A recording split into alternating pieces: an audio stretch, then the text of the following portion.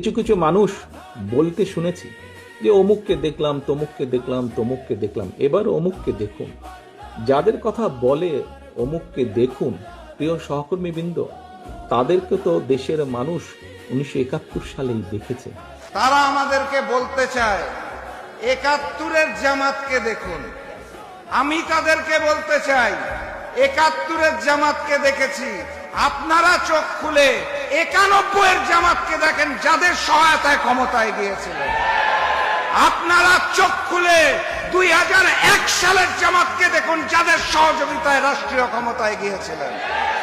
আপনারা চোখ খুলে সেই মজলুম জামাতকে দেখুন, যারা ফ্যাসিস্ট হাসিনার আমলে বুক পেতে দিয়েছিল রক্ত দেওয়ার জন্য নতুন বাংলাদেশের।